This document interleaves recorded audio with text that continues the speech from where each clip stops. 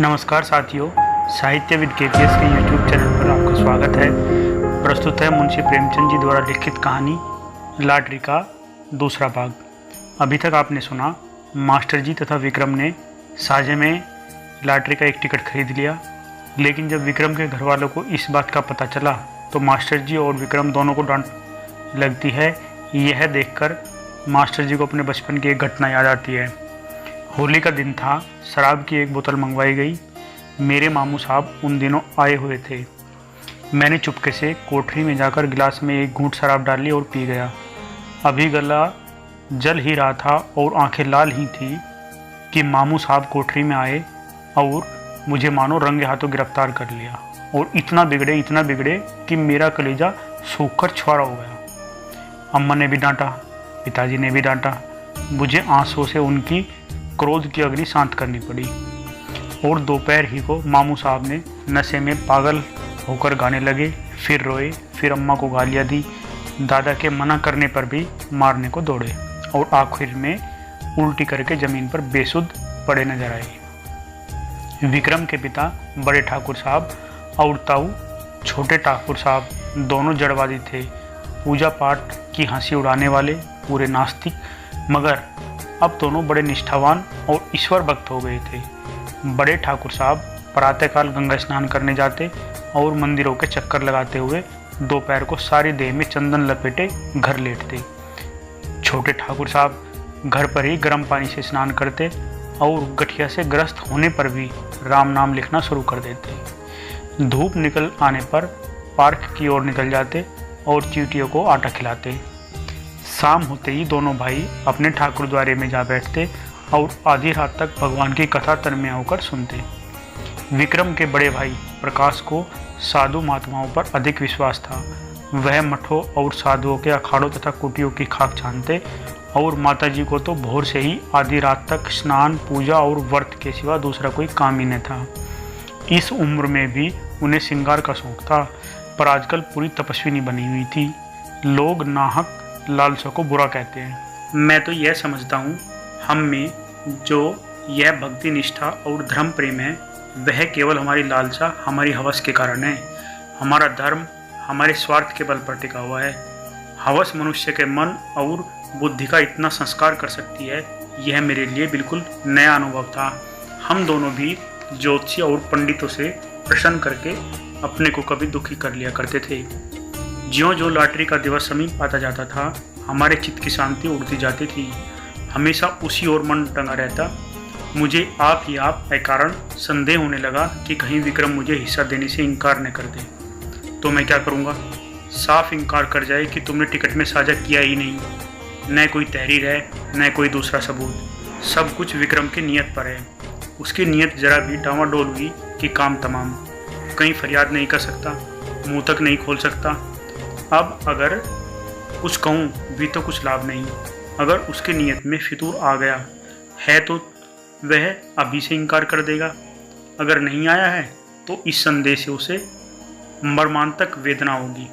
आदमी ऐसा तो नहीं है, मगर भाई दौलत पाकर ईमान सलामत रखना कठिन है। अभी तो रुपये नहीं मिले। इस वक्त ईमानदार बनने में क्या खर्च होता है? परीक्षा का समय तो तब आएगा जब 10 लाख रुपये हाथ में होंगे। मैंने अपने अंतःकरण को टटोला। अगर टिकट मेरे नाम होता और मुझे 10 लाख रुपए मिल जाते तो क्या मैं आधे रुपये बिना कान पूंछ हिलाए विक्रम के हवाले कर देता? कौन कह सकता है, मगर अधिक संभव यही था कि मैं हीले हवाले करता। कहता तुमने मुझे 5 रुपये उधार दिए थे, उसके बदले 10 ले लो, 100 ले लो और क्या करोगे? मगर नहीं, मुझसे इतनी बदनीयती न होती। दूसरे दिन हम दोनों अखबार देख रहे थे कि सहसा विक्रम ने कहा, कहीं हमारा टिकट निकल आए तो मुझे अफसोस होगा कि नाहक तुमसे साझा किया। वह सरल भाव से मुस्कुराया, मगर यह थी उसके आत्मा की झलक जिसे वह विनोद की हंसी में उड़ाना चाहता था। मैंने चौंक कर कहा, सच? लेकिन इसी तरह मुझे भी तो अफसोस हो सकता है। लेकिन टिकट तो मेरे नाम का है, इससे क्या? अच्छा मान लो मैं तुम्हारे साझे से इनकार कर जाऊं।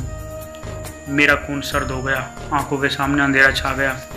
मैं तुम्हें इतना बदनीयत नहीं समझता था, मगर है बहुत संभव। 5 लाख सोचो, दिमाग चकरा जाता है। तो भाई अभी से कुशल है, लिखी पढ़ी कर लो, यह संशय रहे ही क्यों। विक्रम ने हंसकर कहा, तुम बड़े शक्की हो यार, मैं तुम्हारी परीक्षा ले रहा था। भला ऐसा कहीं हो सकता है? 5 लाख क्या 5 करोड़ भी हो, तब भी ईश्वर चाहेगा तो नियत में खलल न आने दूंगा। किंतु मुझे उसके इस आश्वासन पर बिल्कुल विश्वास न आया। मन में एक संशय बैठ गया। मैंने कहा, यह तो मैं जानता हूँ तुम्हारी नियत कभी विचलित नहीं हो सकती, लेकिन लिखा पढ़ी कर लेने में क्या हर्ज है? फिजूल है, फिजूल ही सही तो पक्के कागज पर लिखना पड़ेगा। 10 लाख की कोर्ट फीस ही 7,500 हो जाएगी। किस भ्रम में हैं आप? मैंने सोचा बला से सादे लिखा पढ़ी के बल पर कोई कानूनी कार्रवाई न कर सकूंगा, पर इन्हें लज्जित करने का, इन्हें जलील करने का, इन्हें सबके सामने बेईमान सिद्ध करने का अवसर तो मेरे हाथ आएगा। और दुनिया में बदनामी का भय न हो तो आदमी न जाने क्या करे। अपमान का भय कानून के भय से किसी तरह भी कम नहीं है। बोला, मुझे सादे कागज पर ही विश्वास आ जाएगा। विक्रम ने लापरवाही से कहा, जिस कागज का कोई कानूनी महत्व नहीं है उसे लिखकर क्या समय नष्ट करें हम? मुझे निश्चय हो गया कि विक्रम की नियत में अभी से फितूर आ गया। नहीं तो सादा कागज लिखने में क्या बाधा हो सकती है? बिगड़ कर कहा, तुम्हारी नियत तो अभी से खराब हो गई है। उसने बेशर्मी से कहा, तो क्या तुम साबित करना चाहते हो कि ऐसी दशा में तुम्हारी नियत न बदलती? मेरी नियत इतनी कमज़ोर नहीं है। रहने भी दो, बड़े नियत वाले अच्छे अच्छों को देखा है। तुम्हें इसी वक्त लेखाबद्ध होना पड़ेगा। मुझे तुम्हारे ऊपर विश्वास नहीं रहा। अगर तुम्हें मेरे ऊपर विश्वास नहीं है तो मैं भी नहीं लिखता। तो क्या तुम समझते हो तुम मेरे रुपये हजम कर जाओगे? किसके रुपये और कैसे रुपये? मैं कह देता हूँ विक्रम, हमारी दोस्ती का ही अंत न हो जाएगा, बल्कि इससे कहीं भयंकर परिणाम होगा। हिंसा की एक ज्वाला सी मेरे अंदर दहक उठी। सहसा दीवान खाने में झड़प की आवाज़ सुनकर मेरा ध्यान उधर चला गया। यहाँ दोनों ठाकुर बैठा करते थे। उनमें ऐसी मैत्री थी जो आदर्श भाइयों में हो सकती है। राम और लक्ष्मण में भी इतनी ही रही होगी। झड़प की बात तो क्या ही, मैंने उनमें कभी विवाद होते भी न सुना। बड़े ठाकुर जो कहते वह छोटे ठाकुर के लिए कानून था, और छोटे ठाकुर की इच्छा देखकर ही बड़े ठाकुर कोई बात करते थे। हम दोनों को आश्चर्य हुआ। दीवान खाने के द्वार पर जाकर खड़े हो गए। दोनों भाई अपनी अपनी कुर्सियों से उठकर खड़े हो गए थे। एक एक कदम आगे भी बढ़ाए थे। आंखें लाल, मुख विकृत, त्योरियां चढ़ी हुई, मुठ्ठियां बंधी हुई। मालूम होता है बस हाथापाई हुई ही चाहती है। ठोके छोटे ठाकुर ने हमें देखकर पीछे हटते हुए कहा, सम्मिलित परिवार में जो कुछ भी और कहीं से भी और किसी के नाम भी आए वह सबका है, बराबर है।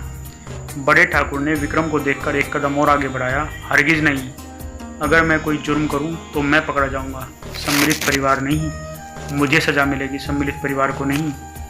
यह व्यक्तिगत पर्सन है, इसका फैसला अदालत से होगा। शौक से अदालत चाहिए। अगर मेरे लड़के, मेरी बीवी या मेरे नाम लॉटरी निकली तो आपका उससे कोई संबंध नहीं होगा। उसी तरह जैसे आपके नाम लॉटरी निकले तो मुझसे, मेरी बीवी या मेरे लड़के से उसका कोई संबंध नहीं होगा। अगर मैं जानता कि आपकी ऐसी नियत है तो मैं भी बीवी बच्चों के नाम से टिकट ले सकता था। यह आपकी गलती है, इसलिए कि मुझे विश्वास था आप भाई हैं। यह जुआ है, आपको समझ लेना चाहिए था। जुए की हार जीत खानदान पर कोई असर नहीं पड़ता। अगर आप कल को 10-5 हज़ार रेस में आ रहे हैं तो खानदान उसका जिम्मेदार न होगा, मगर भाई का हक दबाकर आप सुखी नहीं रह सकते। आप न ब्रह्मा है, न ईश्वर है, न कोई महात्मा। विक्रम की माता ने सुना कि दोनों भाइयों में ठनी हुई है और मलयुद्ध हुआ चाहता है तो दौड़ी हुई बाहर आई और दोनों को समझाने लगी। छोटे ठाकुर ने बिगड़ कर कहा, आप मुझे क्या समझाती हैं? उन्हें समझाइए जो 4 टिकट लिए हुए बैठे हैं। मेरे पास क्या है, एक टिकट, उसका क्या भरोसा। मेरी अपेक्षा उन्हें रुपये मिलने का 4 गुना चांस है। उनकी नीयत बिगड़ जाए तो लज्जा और दुख की बात है। ठकुराइन ने देवर को दिलासा देते हुए कहा, अच्छा मेरे रुपये में से आधे तुम्हारे, अब तो खुश हो। बड़े ठाकुर ने बीवी की जवान पकड़ी, क्यों आधे ले लेंगे? मैं एक धेला भी न दूंगा। हम मुरोवत और सैरदेता से काम लें और फिर भी उन्हें 5वें हिस्से से ज़्यादा किसी तरह न मिलेगा। आधे का दावा किस नियम से हो सकता है? न बौद्धिक, न धार्मिक, न नैतिक। छोटे ठाकुर ने खिसियाकर कहा, सारी दुनिया का कानून आप ही तो जानते हैं। जानते ही हैं, 30 साल तक वकालत नहीं की है। यह वकालत निकल जाएगी जब सामना कलकत्ते के बड़े बैरिस्टर से होगा। बैरिस्टर की ऐसी की तैसी चाहे वह कलकत्ते का हो या लंदन का, मैं आधा लूँगा उसी तरह जैसे घर की जायदाद में मेरा आधा है। इतने में विक्रम के बड़े भाई साहब सिर और हाथ में पट्टी बांधे लंगड़ाते हुए कपड़ों पर ताज़ा खून के दाग लगाए प्रसन्न मुख आकर एक आराम कुर्सी पर गिर पड़े। बड़े ठाकुर ने घबराकर पूछा, यह तुम्हारी क्या हालत है जी? हैं, ये चोट कैसे लगी? किसी से मारपीट तो नहीं हो गई? प्रकाश ने कुर्सी पर लेटकर एक बार कहा, फिर मुस्कुराकर बोले, जी कोई बात नहीं, ऐसी कुछ बहुत चोट नहीं लगी। कहते कहते कि चोट नहीं लगी, सारा हाथ और सिर सूज गया, कपड़े खून से तर। यह मामला क्या है? कोई मोटर दुर्घटना तो नहीं हो गई? बहुत मामूली चोट है साहब, 2-4 दिन में अच्छी हो जाएगी, घबराने की कोई बात नहीं है। प्रकाश के मुख पर आशापूर्ण शांत मुस्कान थी, क्रोध, लज्जा या प्रतिशोध की भावना का नाम भी न था। बड़े ठाकुर ने और व्यग्र होकर कहा, लेकिन हुआ क्या है, यह क्यों नहीं बतलाते? किसी से मारपीट हुई तो थाने में रिपोर्ट करवा दूं? इस प्रकार यह भाग यहीं पर समाप्त होता है।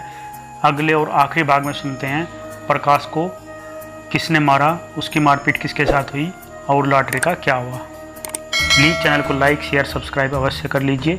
धन्यवाद।